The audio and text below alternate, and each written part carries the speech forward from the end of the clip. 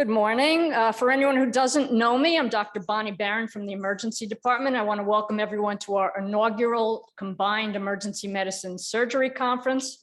Special thanks to Drs. Verma and Stone for inspiring us to get this started.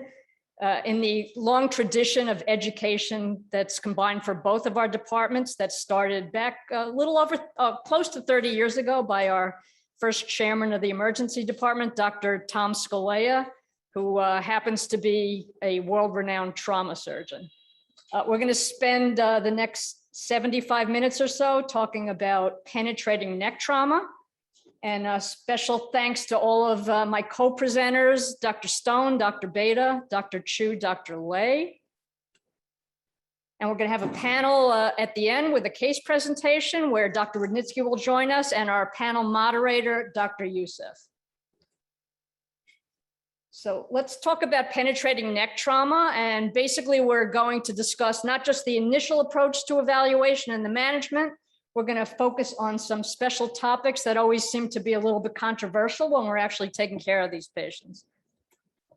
So a little history, because I always like to talk about the background of how we ended up at where we are today. First description of penetrating neck trauma was roughly 5,000 years ago, the ancient Egyptians. And this was actually a gaping wound through the gullet. So it was one of those rare esophageal injuries. And they apparently treated it locally with binding it with fresh meat. And then added grease, honey, and lint, a little different from what we do today, but some of the same concepts. The first recorded account of actual treatment of a penetrating neck injury was by a French military surgeon by the name of Ambroise Paré, who ligated the common carotid artery and jugular vein of an injured soldier to stop the profuse bleeding, which worked as far as stopping the bleeding. But as you can imagine, after Dr. Law's lecture, he had a major stroke and major morbidity. The first case series of penetrating neck trauma were in the late 1800s during the Civil and Spanish-American War. And this was the first concept of non-operative expectant management. And needless to say, that the outcome was abysmal with many delayed complications and very high mortality, particularly when some of the cervical vessels were ligated. It was mortality of up to 60%.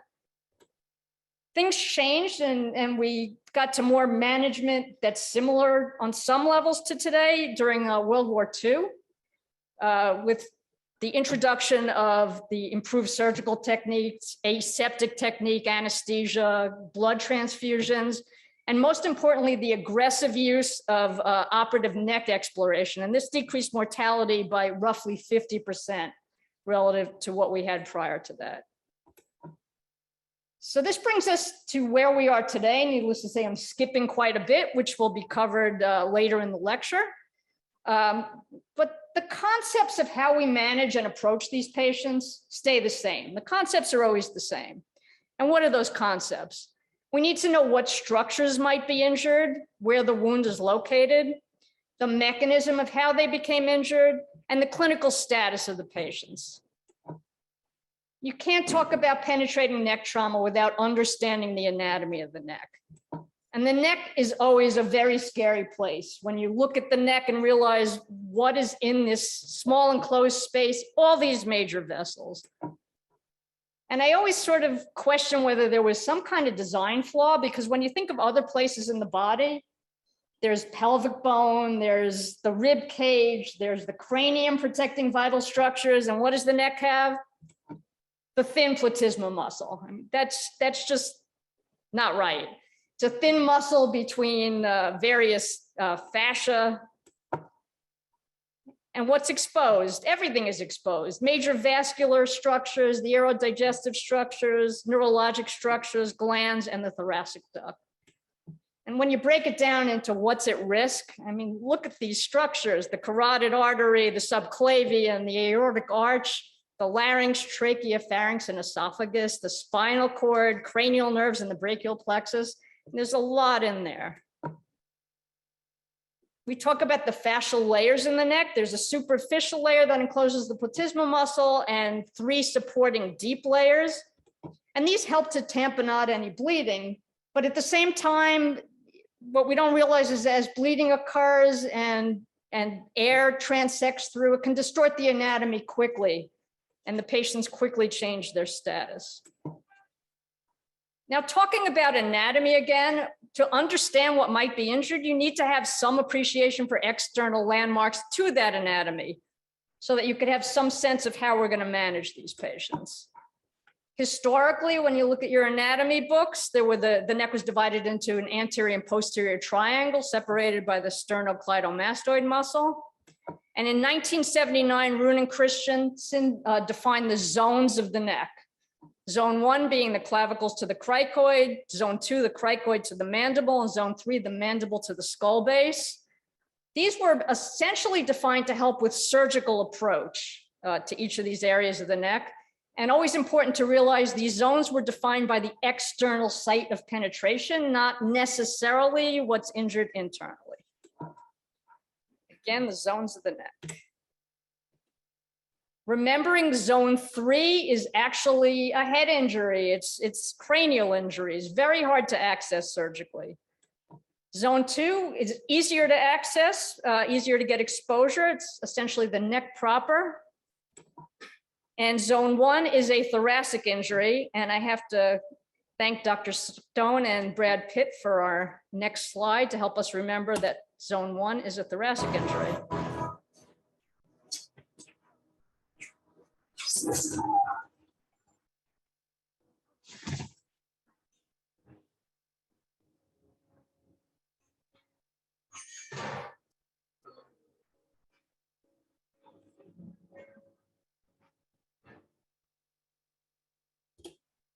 Which brings us to the mechanism of injury. So now we know what structures might be injured. We have to talk about mechanism. And there's always low energy injuries versus high energy injuries. Low energy being handguns, BB guns, sharp objects like knives and glass, and high energy, of course, gunshot wounds and shotgun wounds. Stab wounds, there's direct damage to the proximal structures, but of course, we have no concept of where the depth is or what might actually be injured. Very often, these are insidious. Gunshot wounds, on the other hand, you get direct impact from the kinetic energy, but you also get a blast effect. You don't know where the bullets are going, they fragment, totally unpredictable.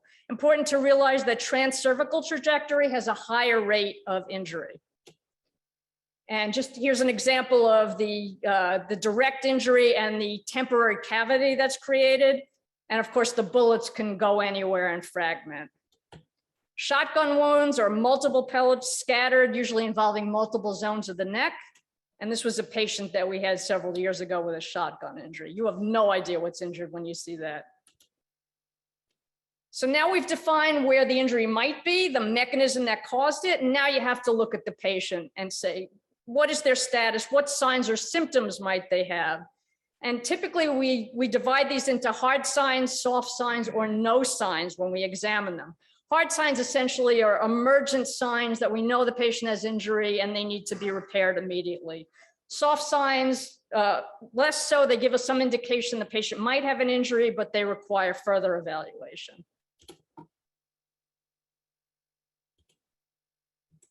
Yeah, we are frozen.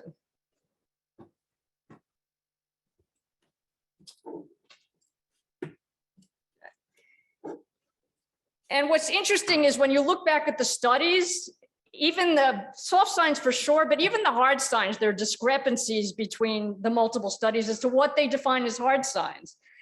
So all of this is, you know, some of it you just have to kind of use your judgment. I mean, there are some absolute hard signs like pulsatile bleeding and bubbling of air from the wound in the neck, but there's some discrepancy as to what we consider hard signs. So what are our immediate concerns once we've defined all this? And it's all the concerns of any trauma patient. We have to control the airway. We have to ventilate the patient, assess and stop blood loss, repay oxygen debt, and prevent any secondary injury. And in the end, the concepts always remain the same as we approach the patient. What changes is the technology that we've had through the years, and that defines our current management. So we're gonna, as we go through this, we're going to pay particular attention to certain questions that I said these are our focus. These things always come up when we're talking about management of the patients. When, if ever, is physical exam alone enough to evaluate asymptomatic patients? Who requires a CT or CTA? What about this no zone approach since we have CAT scan? Do we care about the zones at all? If the CAT scan is negative, can we immediately discharge any of those patients? If we choose to observe them, how long is enough? Is it our standard emergency medicine 6 hours for everyone, or can these patients go home? Who requires additional studies for the trachea or esophagus to evaluate for injury? And who requires cervical motion restriction or a cervical collar when they come in? So I'm now going to turn this over to Dr. Chu, who's going to present a case for us. And just to get you in the mood for the case. Beyda, EMT's at the back door, 20-year-old stabbing victim. Doesn't sound good. All right, notify the OR, call the blood bank, tell them I need 8 units O-neg now. You still doing the telegastrectomy this afternoon? I can't, I've got an interview with Morgenstern and Bradley. Stars Fellowship? Yep. Huh. What? Did Langworthy tell you that only 30 residents get it? Exactly. Yeah, well, in her dreams. Go get Morgenstern, tell them to meet me at trauma 2. What do we got? Wounds to the neck. Oh, just 150 ready. BP's 50 pounds. What else? Couldn't put with too much blood. And he's about to code. This guy's circling the drain. You know, come out to this what I love about you. You're all optimism. All right, let's shake the turn. Here we go. Let's get them down there. Get them in trauma 2. Let's move it, people. Let's let loose them, all right? Here we go. Follow me. That's it. Come on.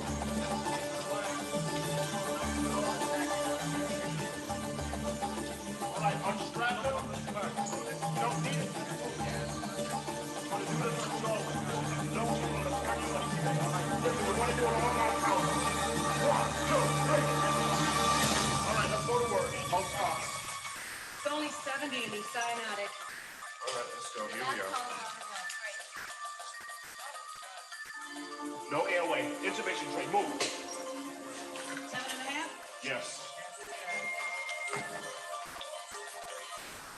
Okay.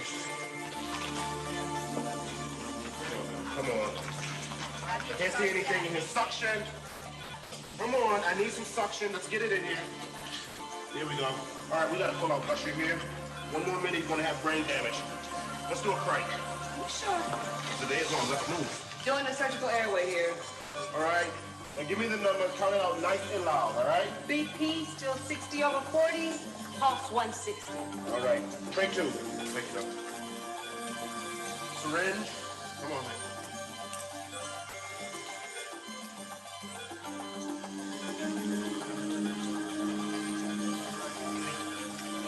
See what we got here.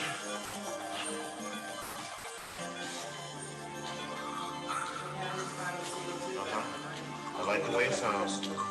All right, ladies and gentlemen, I believe we have ourselves a breather here.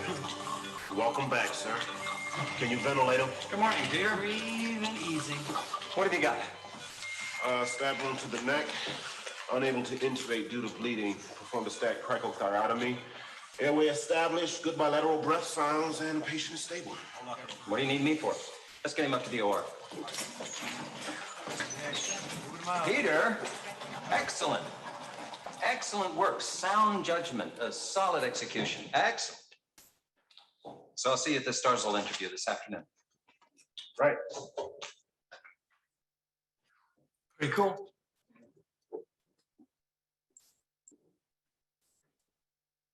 All right. So you're on call or working in the CCT today.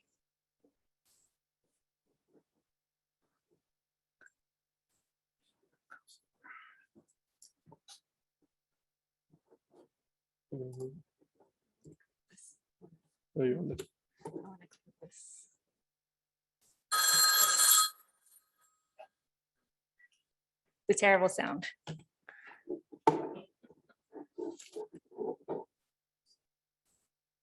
Hi, this is EMS with a notification.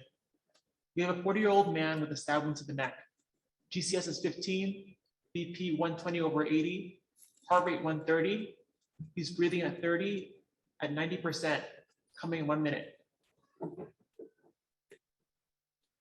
Based on our trauma team activation guidelines, a stab wound to the neck meets criteria to call a level 1 trauma code to the CCT. And a team that's well prepared will function better under stress, which is the purpose of our trauma pre-brief. When you get a notification, get the story, anticipate and expect what's about to happen. Prepare in a very proactive fashion by preparing the room, which includes assigning the roles and keeping in mind the trauma box for crowd control in the CCT.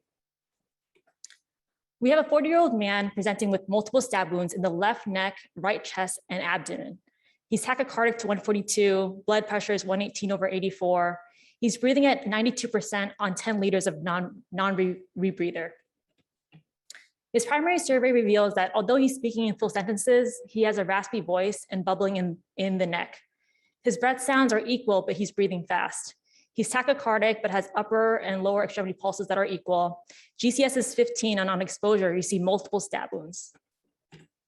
With a secondary survey showing a 5-centimeter stab wound to zone 2 of the left neck, with venous bleeding, a non-expanding hematoma, bubbling in the wound, blood in the mouth, and a raspy voice, as well as a 4-centimeter stab wound in the right thoraco-abdominal region. Thank you. I don't know about you, but that video just got me pumped. I'm full of adrenaline. Our goal is to look like that video. And when we think about ATLS, the primary survey, it's really revolutionized how we approach sick trauma patients. In an environment of chaos, that ABCDE approach really organizes what could be potentially an anxiety-provoking resuscitation. I think in reality, though, what we tend to actually do is more what's going on the left. It's that trauma resuscitation resequenced. Similarly to the ACLS, which moved from an ABC approach to that CAB approach, focusing on assessing the airway, assessing the breathing procedure right and left, establishing access, controlling hemorrhage, moving to blood product resuscitation and MTP when indicated. And in that order, simultaneously with a lot of team members descending on the patient. But there's 2 exceptions to that rule. When there's dangerous hypoxia and a dynamic airway injury. And a penetrating neck injury is exactly a perfect example of a case where a lot of the attention has to be upfront to the airway. So when we approach the airway, I don't know about you, but every time we place the laryngoscope or the video laryngoscope, I'm silently praying that that's what we'll see. Perfect chords, beautiful epiglottis, arytenoids. I can clearly pass the ET tube. But there's so many things about trauma that are there to challenge us. Every aspect of airway management, from direct laryngoscopy and passage of the ET tube, limited mouth opening, the collar is in place. And so what we can do is remove the collar if it was placed appropriately or inappropriately. Trying to position the patient, again, using external laryngeal manipulation, taking advantage of the Bougie, using our video laryngoscope with a hyperangulated geometry to get a better view if the structures are anterior. If there's maxillofacial trauma or penetrating neck trauma that's causing a hematoma or blood or emesis, making sure we have really good suction and we're preparing for FONA or front of neck access. And then of course, for the topic of today, if there's a penetrating or blunt neck trauma, the anatomy is distorted. So what we expect to see is often not there. And this is where we want to make use of potentially letting the patient spontaneously ventilate and not taking away their spontaneous ventilation and creating a partial obstruction and transforming it into a complete obstruction, and making use of our flexible intubating endoscope or preparing with a double or triple setup, which I'll describe. The other issue is, again, bag valve mask ventilation. Specifically in penetrating neck trauma, we may want to do this very judiciously, trying to prevent excessive ventilation and creating subcutaneous emphysema and distorting the anatomy even further. We may have a limited jaw thrust, a poor seal because of corresponding maxillofacial trauma. And again, if there's blood or emesis, we may be promoting aspiration. And again, if there's a penetrating or blunt neck trauma, making sure that we have apneic oxygenation if we're finding that we're having a difficulty ventilating or trying to prevent subcutaneous emphysema. There's also difficult supraglottic airway. This is our rescue device of choice oftentimes. And if there's blood or emesis, we really want to make sure that there's suction available. And then again, in penetrating or blunt airway, directly traumatized airway, the anatomy itself may be difficult to visualize or may be completely distorted. And then finally, this is one of those scenarios where you definitely want to be prepped mentally, having mentally rehearsed performing a front of neck access if you can't access the airway from above. But again, that anatomy itself may be distorted. So this is an excellent paper on airway management in trauma in general, and specifically addresses some of the issues with direct laryngotracheal trauma. And so again, if it's a penetrating airway, penetrating neck trauma that affects the airway, do we have time? And if we don't have time and we have to immediately act right then and there to prevent, AKA brain damage, per the video, we have a no time scenario. And so we can trial an RSI with the double or triple setup. And what I mean by a double setup is the RSI with the airway operator from the head of the bed, like a classic intubation, and then another team directly prepped with a scalpel over the cricothyroid membrane. With the triple setup, actually something that we can perform is, now that we have our split screen feature with the flexible intubating scope, we can potentially decrease the risk from above and promote two team members using video laryngoscopy and flexible intubating scope from above. And if that fails, move on to the cricothyroid membrane or below. If the patient is stable, they're cooperative, they're handling their secretions, they're saturating well, and we have some time, that may be a role for actually transferring the patient up to the OR or continuing on with resuscitation. And then lastly, if the patient's uncooperative, or they started cooperative and we started futzing around with all sorts of things and then they've become uncooperative, making them cooperative with the use of ketamine to dissociate them, and then moving on to the rest of the airway management. Actually, one of the really good algorithms that I found, surprisingly, was up to date. And there are a lot of algorithms out there about airway management. And the point is that there's really no perfect algorithm when it comes to this, because it's so rare in emergency medicine and in trauma. And really, when you come to assess the airway, you have to ask yourself, do I need to intubate right then and there? And if the answer is no, and you're moving on with your trauma resuscitation. If the answer is yes, you're obviously going to call for help because you're anticipating all the difficulties we just discussed. And if the answer is yes, look at the trachea. Is it directly wounded or lacerated? And if that's the case, then opportunity has just presented itself. Chances are you're going to have difficulty from above, so intubate through the wound itself. If the answer, if there's no direct injury to the trachea, is the airway obstructed from above? Are you going to be able to intubate from above? If the answer is no, again, you're moving towards a front of neck access.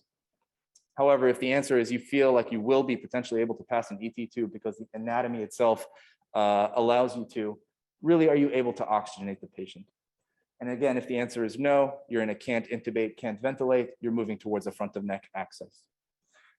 However, lastly, if you are able to intubate and ventilate judiciously and oxygenate, then you can move on to your RSI with a double and or a triple setup.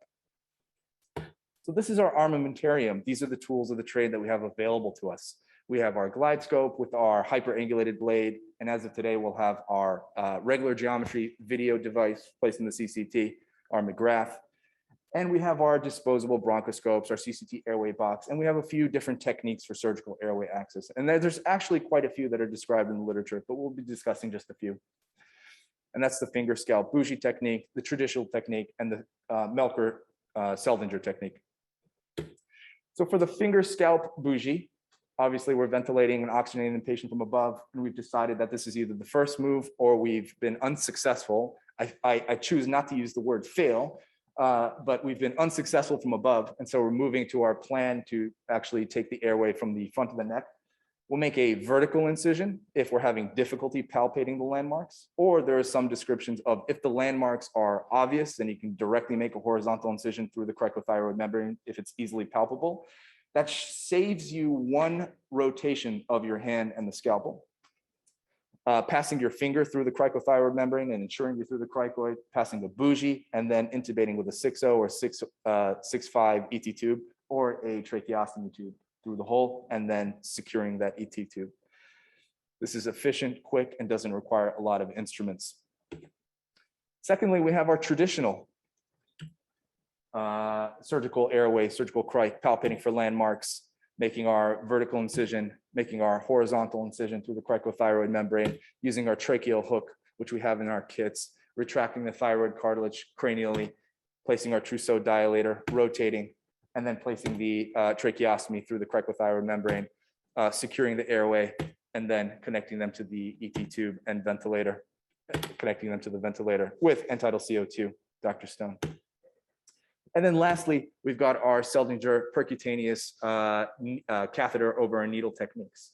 So we have our Melker Cook kit in the CCT, and this is a needle, catheter over a needle, catheter, guide wire, and extending the incision and then passing a dilator with the trachea secured with a tracheostomy over a dilator. Amongst all these techniques, there's no best technique. And really it's about what we're most comfortable with, what we've rehearsed, what we've simulated, what we're prepped to do in real time. There is a signal in the literature that the surgical techniques are preferred over the needle cell ginger from mannequin, animal, and cadaver studies. Because of the stress of the resuscitation, the lack of experience with all of the procedures, with the exception of simulation, you can imagine that the guide wire gets kinked, and therefore it's difficult to dilate over that tract. And then lastly, if an opportunity presents itself, just go ahead and intubate the airway from below through the wound. And I'll pass it on to Dr. Chu.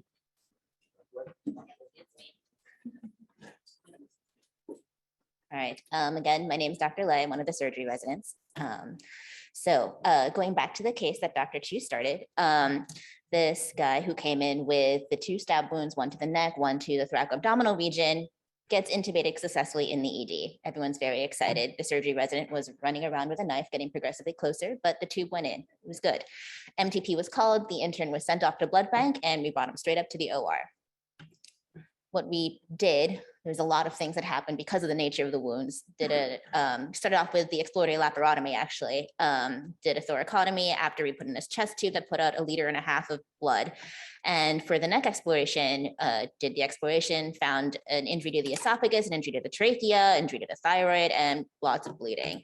In total, the injuries that we found was a 75% injury to the cervical esophagus, injury to the thyroid, greater than 50% injury to the trachea, several branches of the anterior jugular, and multiple other small unnamed vessels that we had to get control of.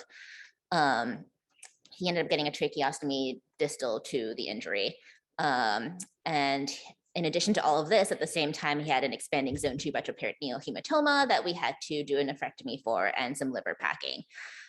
He eventually went to the ICU, got scanned, got a lot of esophograms and everything, was also found to have a C6 fracture, as well as later on a pharyngeal injury that trauma and ENT ended up repairing. He had a very long post-operative course. So as you can see, even though it's like 2 very small wounds in 2 areas, a lot of things can get injured. It's hard to tell just from looking on your physical exam. And I will go over to this next case. Let's see if I can get this sound going. It's not. Oh. I might just not. All right. Let's see. No. There it is. I don't even like that sound. I don't even sit down in CCT.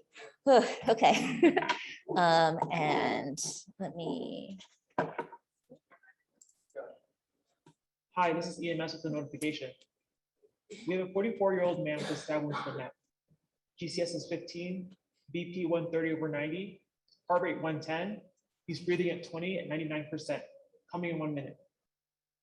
All right, so again, you heard the notification, meets criteria for level 1, same as before, a stab wound to the neck. This guy is a 44-year-old male, hypertension, aspirin, had some sort of altercation with his landlord, and he got slashed. Came in, presented with a laceration to the right neck. So his vital signs, afebrile, his blood pressure is 130/90. He was a little tachycardic in the 1-teens, but breathing comfortably on room air. So that's 99%. On his primary survey, airway is intact. He's mentating well. He's speaking in full sentences. He has bilateral breath sounds, breathing comfortably. GCS 15. And again, this right neck laceration. So he has this 8-centimeter long wound between zones 1 and 2. Superiorly, it was deep to the level of the muscle, and then inferiorly saw some violation of the platysma. On our exam, small non-expanding hematoma, no air bubbling, no active bleeding, no hard signs. So we took him over to CAT scan. Went for a CTA of his neck, which did show this laceration again, did show some platysma damage inferiorly and some damage to his masseter muscle, as well as a small muscular hematoma. So because we saw it was relatively superficial wound, we were able to irrigate it, do a bedside laceration repair in the ED, and then opted to observe him. So we irrigated everything, closed the platysma inferiorly, and then did some stitches to close his skin and layers. We watched him in the ED, walked by a couple hours later, and then it's like, oh no, he has an expanding neck hematoma. So we took him upstairs to the operating room. While in the OR, we did the neck wound exploration to open up the stitches that we placed, evacuated this hematoma, and essentially found that the source of bleeding was from the muscle and some of his skin edges. We attributed this to the fact that he was on aspirin. He got a unit of platelets, bleeding stopped. We got some good hemostasis with electrocautery and some Surgiflow, and then we able to close the wound in layers, and he was discharged home later that day. Success story. So I think now I will hand the podium over to Dr. Stone, who will talk a little bit more about management and things that we're looking for these patients.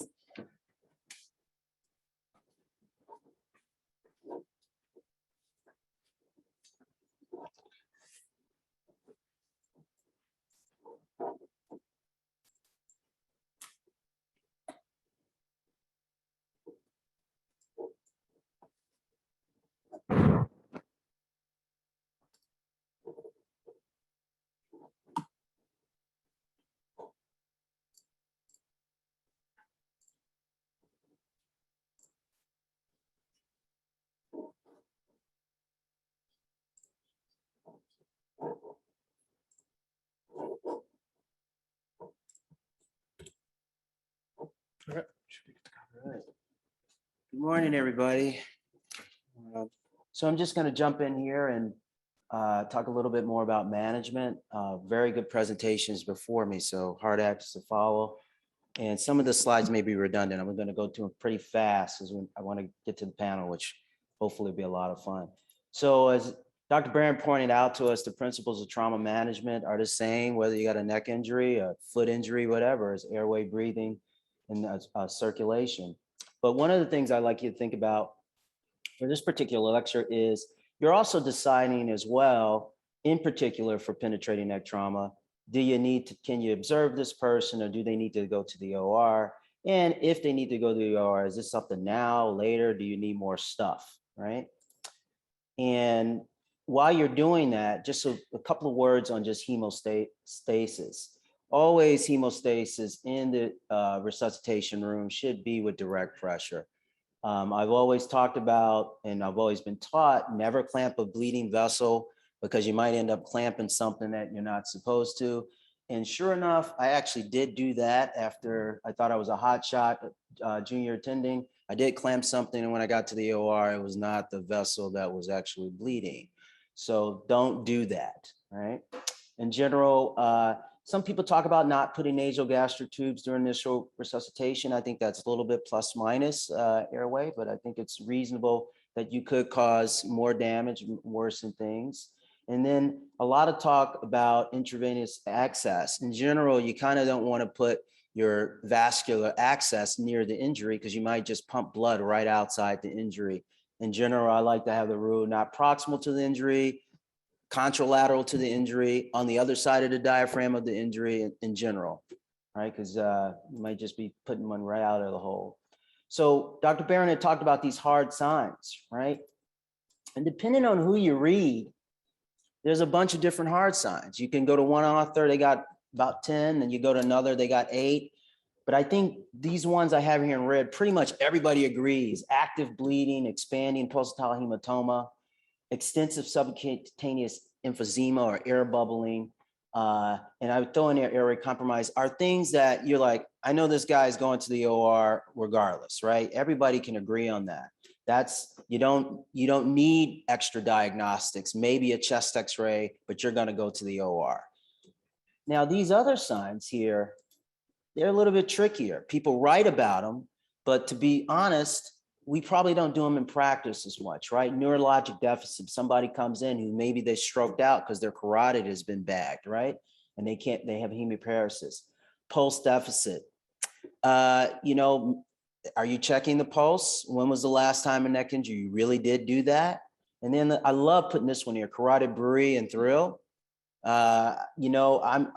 I raised my hand as when was the last time I had my stethoscope in the trauma bay. But that if you're really doing it serious, and I'll talk about that in a slide or two, that's a complete exam. And that might, in a different part of the world where you don't have CT scan, you don't have this and that, that might influence you to, or inform you to go to the OR. And then all of these things really don't help you so much. We talk about aerodigestive injuries, but we're really talking about the goose, the esophagus, right?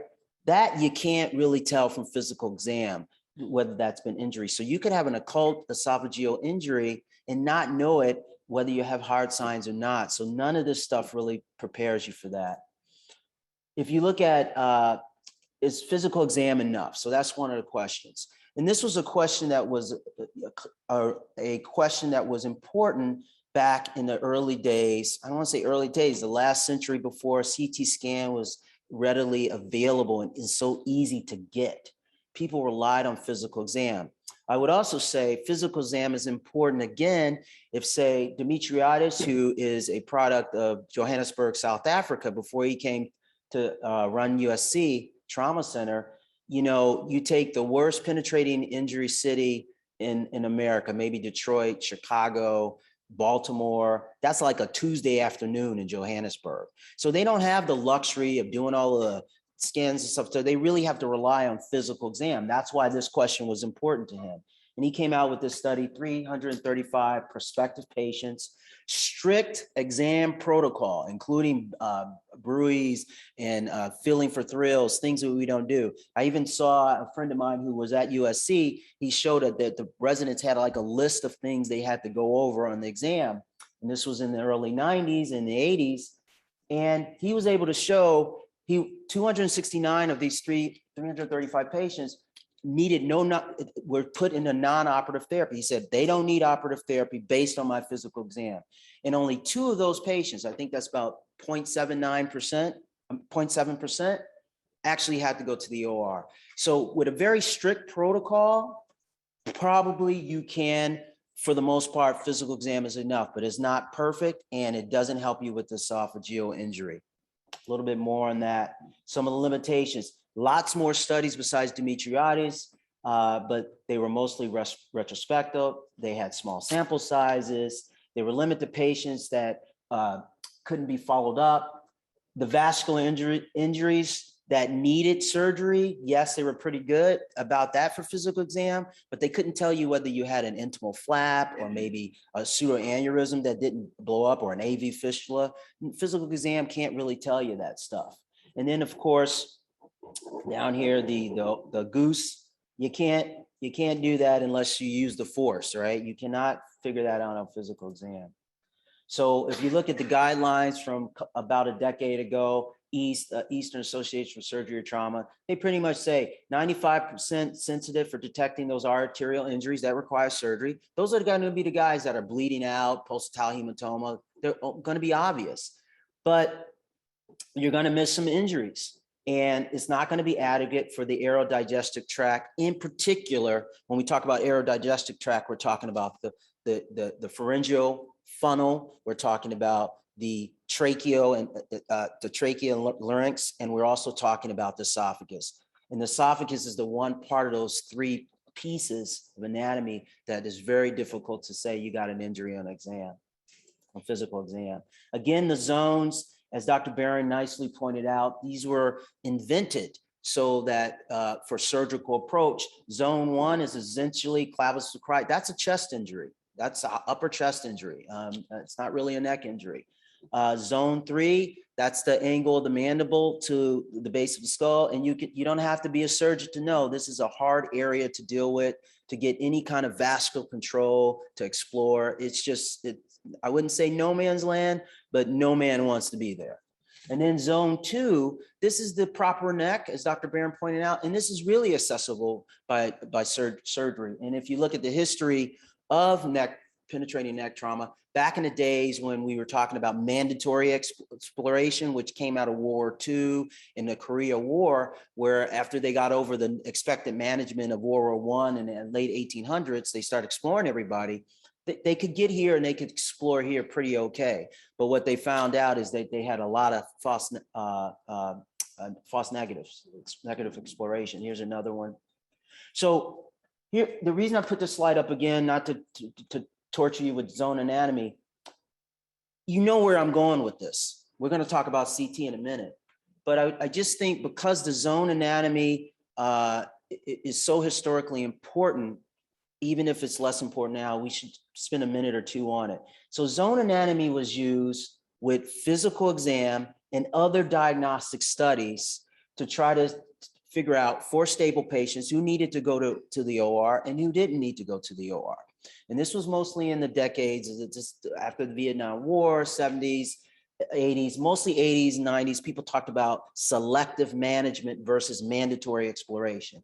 After the Korean War, maybe the Vietnam War, they were mandatory exploration. And then people said, well, you know, we don't have to look at all of these guys. Let's use selective management. And what they did is they used the zones to try to define what might be injured along with physical exam. And then the diagnostic studies they were using was panendoscopy and arteriogram. So you can imagine very bulky, a lot of stuff to figure out whether somebody needs to go to the OR. We pointed those out, zone 1, zone 3, not great places to do surgery if you have to do it. Zone 1 is essentially, I've done this before, trap doors, sternotomies to get at vascular injuries in the neck. Zone 2, much easier. And this is why the mandatory exploration versus selective management was a thing in the past. Just want to blow through here. Just real quick. I like this picture here that I stole from Dr. Barron. This is all you need to know about zone 3. Look at this. Who's going to do this? You're going to, crack open the mandible. You're going to get your ENT colleagues to come in at 3 o'clock in the morning to help you disarticulate this to get here. No, it's not happening. Not in any of the centers that I've been at. So very difficult. The great thing now is we do have IR, right? And we have some pretty handy people and some endovascular surgeons I'll show you some pictures quick that can do some really cool stuff in this area if you get an injury here. Embolization, endovascular stenting, operative repair, again, pretty tough to do. And this is the great Tom Scalea, who was my boss and probably most influential mentor, and also the legacy of Scalea here downstate in Kings. This is what he says about zone 3. The number of times you want to be there will diminish with age and approach zero as a limit. So basically, if he's saying that, and this guy is 70 years old, last time I talked to him, he was in the OR, still operating. Mel, I'll be with you in 10 minutes. This is not a place you want to go. Okay, and there's a picture of him here with Scafani, who was another legend here that I knew about before I even knew about Kings County or downstate. And these guys together really helped change the trauma world back in the last century. I love saying the last century. Anyway, this is one that Dr. Barron shared with me where a police officer was shot. Dr. Scalea, much younger than 70 here, stuck his index finger in there, tamponaded the bleeding, literally in his mouth. There was a internal artery fistula to the oral cavity. And then what Scafani did is he came and he embolized that area so that there was the bleeding stop. And we depended on collateral circulation, of course, so the guy didn't stroke out. And here's a nice picture of zone 2. You can see here's the head, here's the chest. You can get at this stuff. This is what any surgeon who feels comfortable or has experience, you can get it. This is very easy to get here. The landmarks are there, well defined. You don't have to worry about disarticulating the mandible or doing any crazy stuff. You don't have to deal with the chest. So this is a very approachable area. Here's a schematic from probably Miami Writer. And I just want to put this up, not to really go through it, but this is the classic algorithm for selective management before the age of CT, right? And you look at all of this stuff here. Who's going to remember all of this stuff, let alone, look at this, right? This is, it's a lot of stuff to do. Tracheobronchoscopy, I can't do that. So you got to call the ENT guys. laryngoscopy, angiogram. You got to call a radiology, guys. And this stuff is never 3 o'clock in the afternoon. It's always 3 o'clock in the morning, right? So this is a lot of things for the old way we did selective management, right? And I want you to look at these pictures. Here's a zone 2 injury, maybe a little bit zone 1. If you were back in the 80s or early 90s, what are you going to do with this, right? You're going to call all these people. Same here, a zone 1 injury, right? And these are injuries that you can think about now, what you would do with them, right? Here, maybe the platysmus is violated. I think this might be the mirror of what Monika just showed us, but the platysmus violated. Are you going to call and scope this person and do all that? No, you're not going to do all of that stuff. So the selective management using zone anatomy in the 21st century, yeah, right. Not a great idea anymore. And I'm just going to tell you, you know, from my experience doing trauma in New York for the last 21 years or so, the zones are important maybe to talk about in the lecture, maybe a little bit when I'm looking at the patient right away, but they really are not hugely informing me in my approach to the patient. So I would make a big argument that the zone, surgical zone anatomy is less important today to answer that question. What are some of the disadvantages? As I pointed out, is labor intensive, prolonged workup, requires availability of IR people and endoscopists 24 hours a day. And just quickly with mandatory exploration back, which is long since gone, high negative exploration rate, miss injuries during exploration, right? If you don't really do it properly. You may discover an injury that you didn't, that maybe you're not facile to fix. And then I put this one in here because this is a real thing, especially at King's right now. We are going through some OR availability issues, and that's a real thing at some places. So that's things to keep in mind. That's why we don't do that. CT scan. We were going to get to this. So everybody over here that's young, they're like, when is this guy going to talk about CT scan? So I say CT scan. I notice a lot of people in the King's downstate culture say CTA, but I would like you to think that the CT scan is not just a CT angiogram. You're also looking at other stuff, right? And I'm going to show you what I mean by that. It's helpful for multi-zone injury, as we just pointed out. You're not thinking about zones because those are made up. They're not what God or Mother Nature made. Potential decrease in cost hospital stay. There's some literature that says that is true. Minimally invasive, not operator dependent. So this is not like an arterial duplex or something, or even scoping. Anybody can run a CT scanner. You just need to find a tech. May obviate the need for further testing. You might see a CT and maybe there's nothing there that has you worried. And this is older data, Manera et al., sensitivity 90, 100%. I'll show you some more recent stuff. And here's the other thing. This is why I say it's just not a CTA. You can evaluate the C-spine. You know, we're talking about penetrating neck trauma, and I'm going to show you that the C-spine is not such a big deal to worry about. But what if the guy gets stabbed and then he falls down the stairs? Then you have blunt trauma, right? So you can evaluate the C-spine as well. And what are the limitations? There are always limitations to everything. This is a big one. This is a big one. But I'm going to show you some clues that you can get around this a little bit. Metallic artifact. If there's shrapnel in there, you know, CT scan goes to, you know what, it's all over the place. Not a lot of randomized prospective trials, but I made this slide before Kenji Inaba came out with one. So, but still not a lot. I'm going to show you one. Maybe small lesions like intima flaps. Again, scans have improved over the last 30 years or so. They're getting real good. And I don't even think that's true anymore. Concerns for radiation exposure, not my concern personally, but there are people out there who are concerned about it, but not a big deal if somebody's bleeding to death. And I want to put this here. The CT scan is not for people who are bleeding or hemodynamically unstable. It's completely diagnostic. and you can kill somebody in the scanner if you're not careful. So if you don't believe that patient is somebody who's going to tolerate being on a scanner, and the scanner is never as fast as you think it is, they should not be in there for any injury, regardless, penetrating neck, penetrating belly, whatever.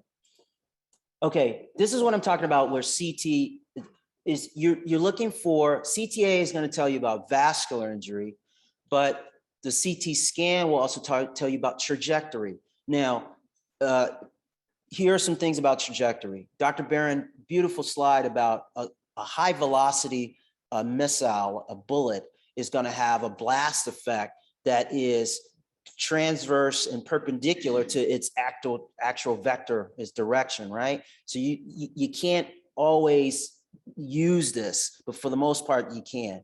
Other things is bullets do change their direction in different densities of tissue. But in the neck, you're talking about a very small distance. For all practical purposes, you can say that this is a straight line. And this is some scan from a patient of mine. And I'm just showing you, look, pretend like this arrow is a, I don't know, bullet or something, right? And that's, so you know the trajectory. There's some air bubbles here on this side of the black. There's nothing over here. There's nothing over here. And down, we're kind of high up here, but if I went down a few more, we're getting to C4, C5, we're looking at the esophagus. If there's no air bubbles, no blood or anything around there, I'm pretty secure that I don't have to worry about the esophagus anymore. And this is how you should use CT, not just from looking whether there's vascular injury. You should look to see a trajectory to see if it gives you clues or makes you suspicious that there are aerodigestive injuries, other injuries to the anatomy of the neck. And that's the way I use the CT scanner. Let's just point out some pictures here. Sternal and internal jugular vein and carotid. Here's the side view of it. I always forget coronal and sagittal view here. This is the 2012 study. Kenji Inaba came out, a nice prospective trial here. Had about 450 something patients in it. And basically I think he put to rest how well the scan could work, 100% sensitivity. So that means sensitivity, remember, sensitivity is the rule out, right? So negative result is good, specificity, the rule in, right? So it's pretty damn good. But there's other people. So somebody named Dr. Barron. Oh, wait a minute. There she is in the thing. And Dr. Palladino, they had a beautiful, nice systemic review here, actually, that I actually wasn't aware of until Bonnie gave it to me a couple of weeks ago. But a beautiful study here. They looked at about over 1,000 papers, came up with 7 studies with moderate to high bias, totaling about 877 patients. And what they saw was a prevalence of aerodigestive injuries of 13.4%. But what's good about this study is of the patients who had, there was only 26 esophageal injuries. So that shows you the prevalence of it, not very high, less than 5%, less than 1 to 5%. But 5 were missed by CT. So even though it's pretty damn good, I think this systemic review tells us even in the best technology, and this is a fairly recent paper. When did you come out with that paper, Bonnie? It was that's about 8 years ago, right? Something like that. It was very recently. So this is 2021. So this, even with the best technology, and Kenji Inaba came out 2012. So pretty good CTs, you know, generations keep going. You're still missing goose injuries. And that's, I think, the one thing that you got to be careful with CT. And this is a nice algorithm that I like, that it's old, but the big thing here is CT scan. This should be the center of this is modern selective management. The modern selective management in the stable penetrating neck patient should be centered around CT, period. Unless you're in Johannesburg or Bogota, South America, someplace like that, right? If you're in a modern American city, if they're unstable with heart signs, you go to the OR, or maybe you go to IR, you go to one of the rooms. But if they're not, this should guide and inform you where you go, because you can get this at 3 o'clock in the morning, 3 o'clock in the afternoon. You don't need to call the ENT resident, come over to scope. You don't need to call up radiology to do. This is where you go. And based on the trajectory and the CTA, you might decide, oh, you know what? I got air bubbles near where in the posterior neck where the esophagus starts. I'm a little worried about a goose injury. So then I might get an esophagram, or I might do an endoscopy. And we'll talk about that in a second when you choose. Or there's a vascular injury and I may need to do something in the OR, call IR. But it simplifies the algorithm. What about C-Spine and Mobilization? So this is the question. I know not so much you see here in Brooklyn, but in the Bronx, everybody gets a collar. I don't care what, they got a collar. It's super duper annoying. And the problem with collars is they really can obscure the neck. I actually had a patient who had a collar on. We're running around doing ABC, this, that, the other primary survey. And the guy actually had a hole in his neck that was bleeding, right? Take the collar off and it's like, oh, he's got a hole in his neck, right? So getting that collar off is very important in penetrating trauma. I would say use some caution. If the EMS guy comes in here and says he got shot in the neck and then he fell down the stairs, okay, that's a different story. You're going to probably want to have some C-spine and mobilization and be more careful. But in general, for penetrating neck, you want to get that collar off. And so what is the evidence for that, right? There's a bunch of studies, but one that I think the big ones that both Dr. Bear and I had was there was a retrospective Vietnam study, which is an autopsy study, but they looked at about 300 patients, and there were only 4 that they could tell in retrospect might have benefited from cervical spine immobilization. And this is Vietnam, so these are high energy projectiles. This is not like your pea shooter. This is military grade shots. Barkana out of Israel had a series, retrospect, but prospectively gathered, of 44 patients where C-spine stabilization was really no benefit in what he was able to show. It obscured your physical exam. So what guidelines should you use? If you have a clear neurologic deficit, guy's not moving, there's some focal signs, maybe you want to be careful with taking the collar off and ask more history. Unconscious patient, unreliable exam, maybe you want to be careful with taking the collar off. Associated blunt trauma, EMS tells you he fell down some stairs or he fell off a building, maybe you want it. Outside of that, take the collar off. And I remember being a fellow down in shock trauma and one of my attendees throwing the collar, this is not behavior I guess you do, throwing the collar across the room in frustration, right? And if you got to use a C-collar, frequent checks to make sure for your physical exam. Okay, just real quick, how am I doing on time? Two minute warning, all right? 2-minute offense for Buffalo. Okay, this is one very important. If any of the other slides, this has gotten me out of deep dog doo-doo. Say you're in the resuscitation room, that direct pressure thing I told you about, it's not working. You can't stick your finger in there. You're not Tom Scalea and you can't stick your finger in the hole. The Foley thing, I had a case where I really couldn't get control. I needed Vasser to come in to help me. I needed some more skilled hands. I just put a Foley right down there and blew it up. It worked excellent. Literally, I had this thing that tamponaded for a good 30 plus minutes while my vascular surgeon got in to help me get out of dog doo-doo. We talked about some endovascular stuff. Just want to show you some pictures here. This was a guy, bunch of stab wounds in the neck, and you can see, I don't know if you can see all of the extravasation here. They just put a nice little stent in there, very slick. Yeah, oh, sorry, here's the stent here right there. See that right there? Kind of cool. That's not a surgeon, that's an IR guy or endovascular now. Here's an intimal flap.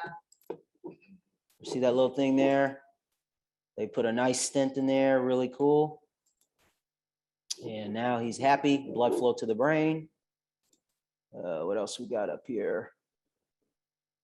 This is carotid injury. Just want to show you okay, the goose, back to the goose. We're gonna with the goose. This is the big thing with the goose, why we talk so much about it. If you miss the injury, 24 hours historical data shows you your mortality approaches 50%. Okay. And so you really don't want to mess around with this if you have any suspicion. The way I think about it, I'm looking at my CT scan. If I see something below C4, C5, now I'm worried about a goose injury. The reason I'm not so worried about pharyngeal injuries in general, my experience has been many of these, unless they're structurally damaged where there's a structural issue, they mostly are managed non-operatively with just antibiotics and they heal on their own. Here is something I've used twice. There's not a lot of literature out there, but it's emerging. So if you, first I say, if you have a patient who's awake and they can talk to you like I am, you want to do a swallow. If you have a patient who is not awake and maybe they're intubated, you can't do a swallow. You can't do contrast down the NG tube. That can't do that. That's the person who's going to need to be scoped. And that's the person you tell GI, the mortality approaches 50%, get in here. Because they're going to tell you, oh, if I put the scope down, I may make the injury worse. Well, I say, if you don't scope, the person may die. Now, what about in between? You got somebody who can cooperate. It's 3 o'clock in the morning. And radiology doesn't want to come in and do fluoroscopy for the swallow. And you don't want to wait till 8 o'clock in the morning.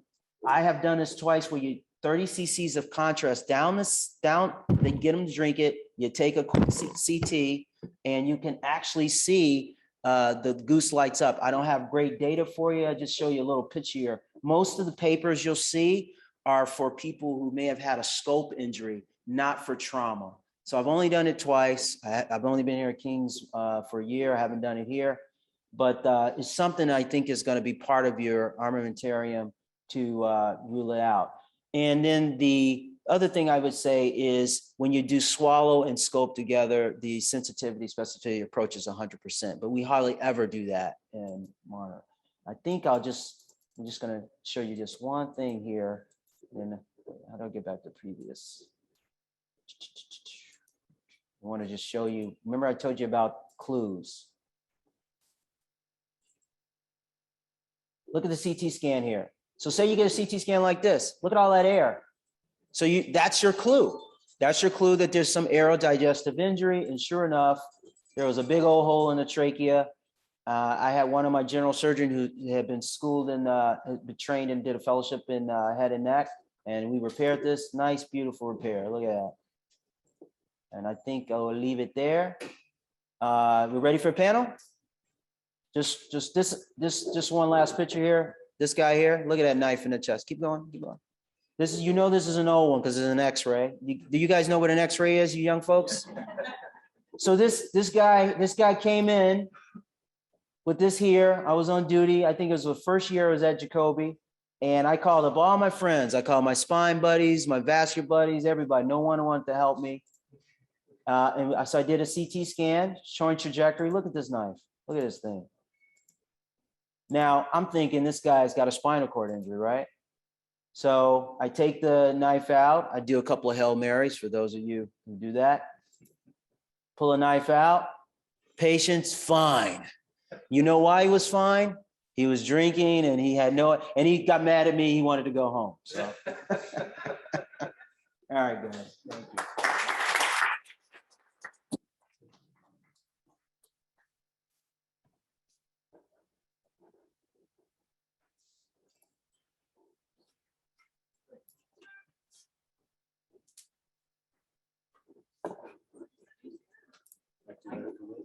No problem, sir. Here for your IT needs. Much appreciated. Yeah, for one thing, when we get the panel down here.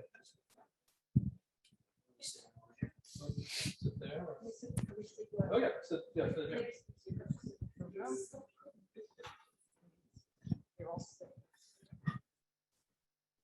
Okay, we'll get started for the interest in time.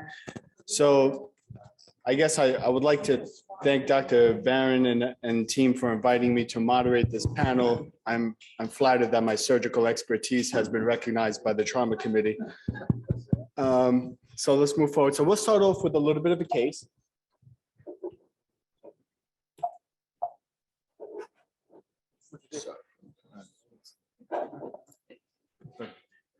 Okay, so this case starts off on one rainy day.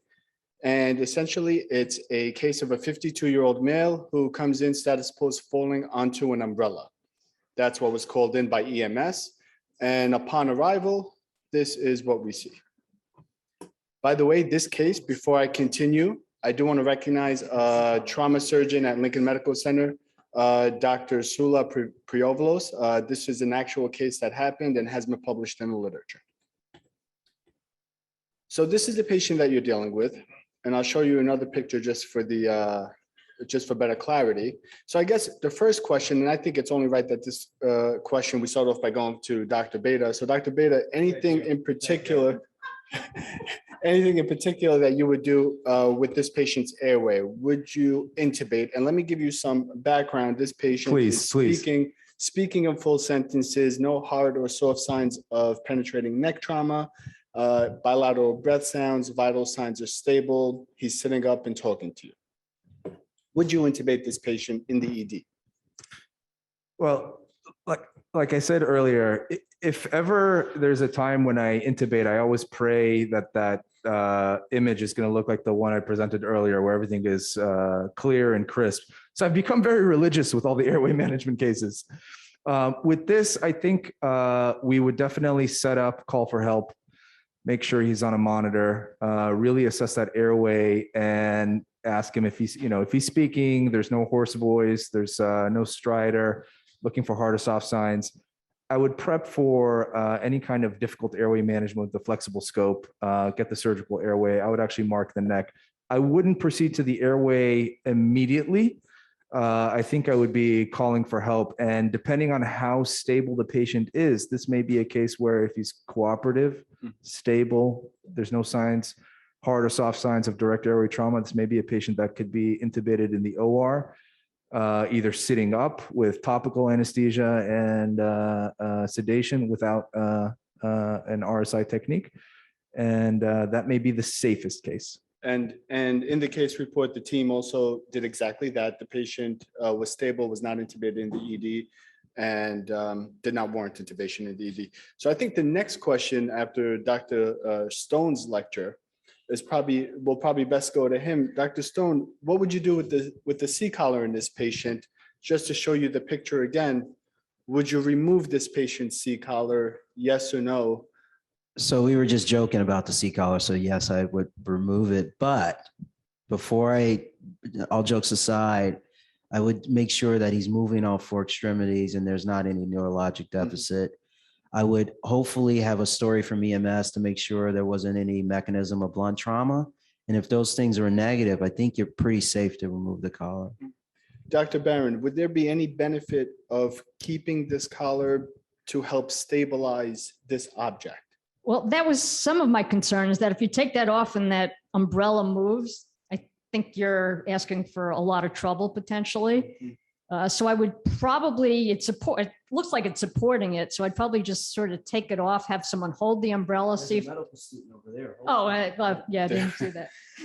See if there's an expanding hematoma or something else I'm worried about. And just one other point in Dr. Stone's sort of absolute, reasons to have or not have a C-collar. I don't know that there's any study that looked at impaled injuries. I mean, this thing could be sitting like right next to his spinal cord. So, I mean, I think you have to just sort of weigh the, pros and cons and just make sure someone supports his neck and supports the umbrella. If you take that off, and obviously you want to look and see if there's like any other rain implements that you're missing with the collar on. So you want to get a good look at his neck. Yeah, I think the EMS, I believe, put it on for stabilization of the foreign body, yes. So Dr. Roudnitsky, before we go, by the way, this is why I agreed to do this. Apparently I'm able to ask whoever I want, whatever question I want. So this is a great opportunity. Thank you all. So thank you. Dr. Roudnitsky, just to start off, I know this is a little bit of a hot topic for you. Does this meet trauma activation criteria? I think we do agree on that. I would say if it's raining still in the emergency room and you need umbrella, then yes. If it's not raining, then different story. Dr. Roudnitsky, in this patient who is not intubated, has no focal neurological deficits, no hard or soft signs of penetrating neck trauma, do we need any advanced imaging or any type of imaging in the ED before we go upstairs? I was kind of concerned how to get this patient into the CAT scan actually with umbrella, because it's impossible to do imaging. I don't think any simple imaging, like a C-spine epilateral will help. Would not try odontoid X-ray in this situation probably as well. I kind of agree with all what was said, correct? Patient is looking good. By the way, I had similar case on my oral board, so it may come to you live. You had an umbrella on your oral board? Not with umbrella, but in neck cases. So I agree with whatever was said. I would remove C-collar. This patient kind of is sitting up, which was not mentioned, but actually patient with penetrating injury may come in distress and real airway issue, because patient usually come on stretcher, supine, and if there is a bit few cc of blood, not pouring blood, but few cc of blood, that's make the airway emergent, and all of the beauty of calling help, and it's becoming really emergent. All you have to do is to sit up the patient and even give the patient suction if you're awake, and you convert this airway situation, it looks to you immediately to be addressed for something that you have time to get prepared. Exactly. With this one, I would remove C-collar, I would support that object. I would not try to close the umbrella, it's like it's deployed.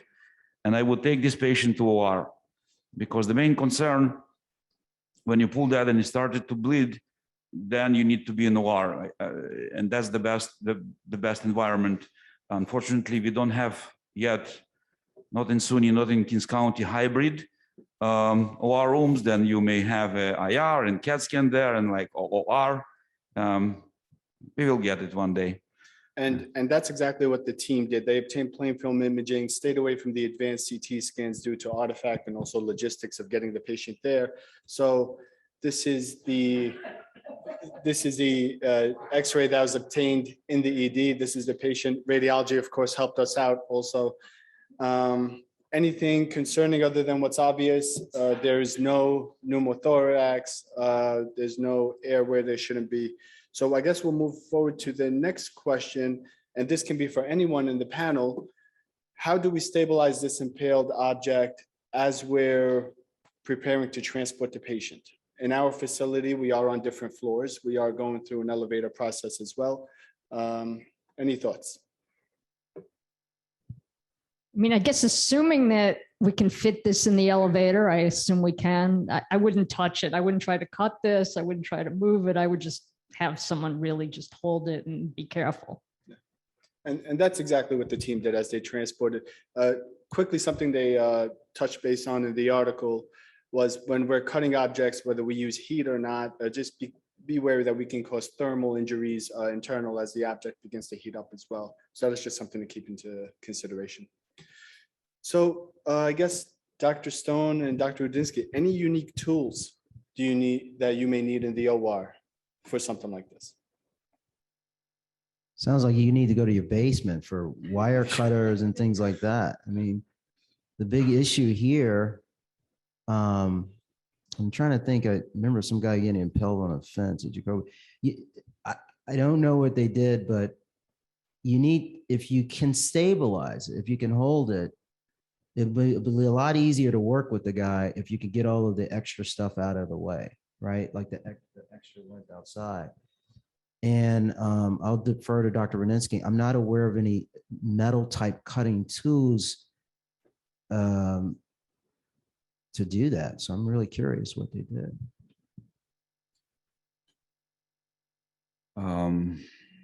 Challenging.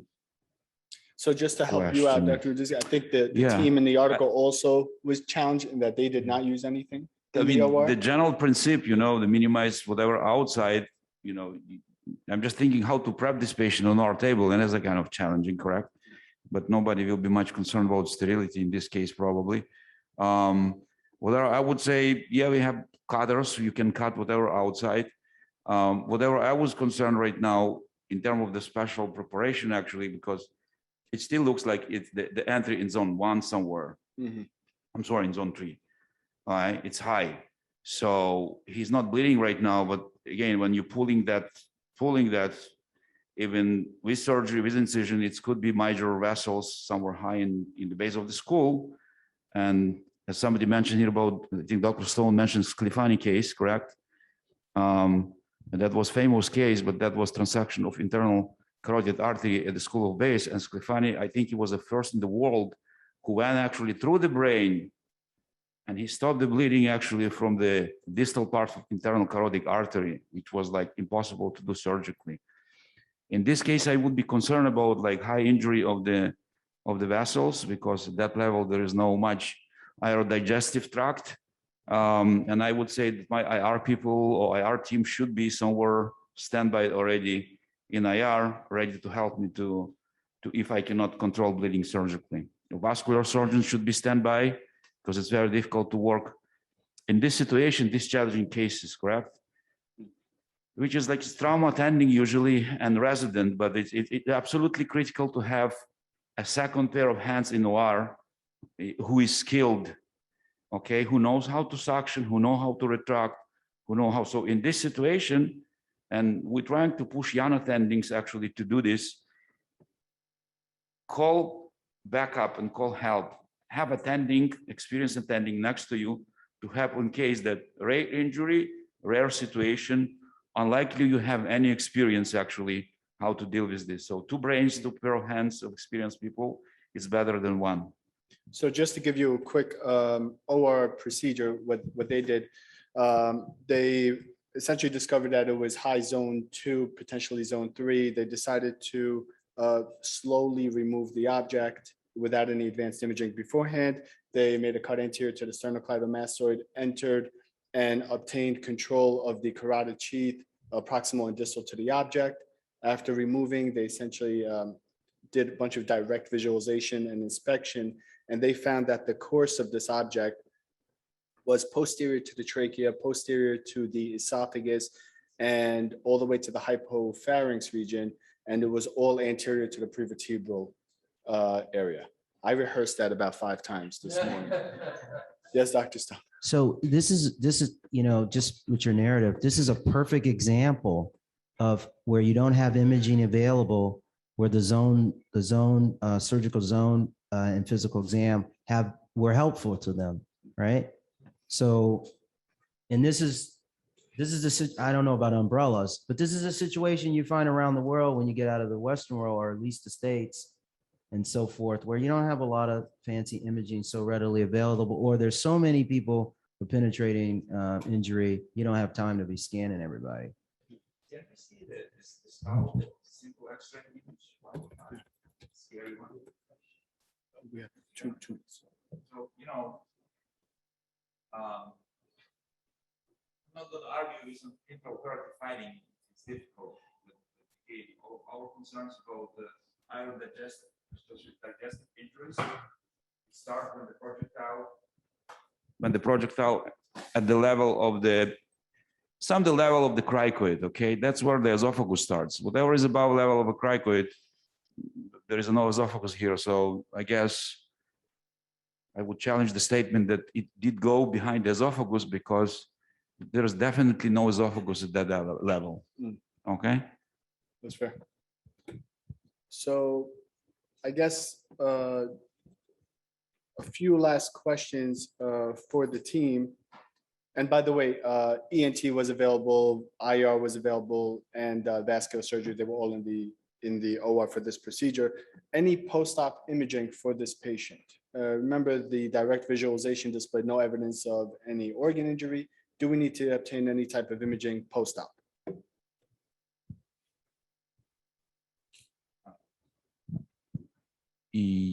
I would say yes. I mean, post-op, I would still get whatever, CTA, because, whatever we can see, whatever we can. It's not gunshot wound, or it's unlikely blast injury, but I would not hesitate to get post-op images as a CT CAT scan with, IV contrast, the arterial phase, venous phase. I would not be concerned much about esophagus here, because I don't know what was intraop, but it's too high for me. It could be missed pharyngeal injury here. It's very difficult to find pharyngeal injury actually in OR. We always missing this. Even we call ENT, but it's very easy to miss pharyngeal injury, but usually they all heal without anything, just NPO and antibiotics, and they heal without any problem. So I would go CT first, and I would probably not go for swallow studies.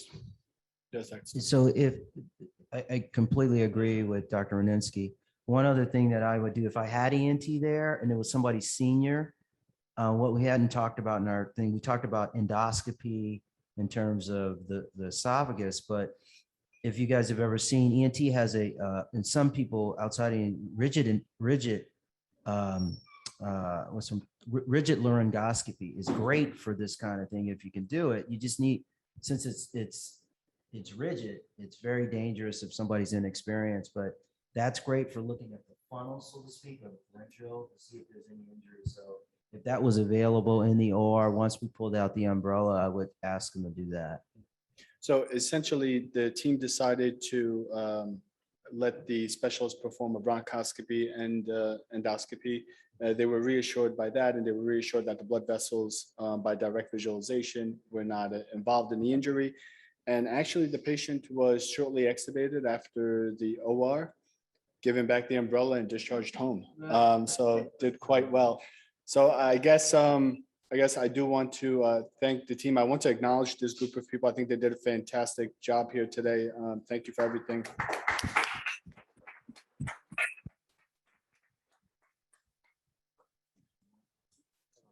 No, it's okay.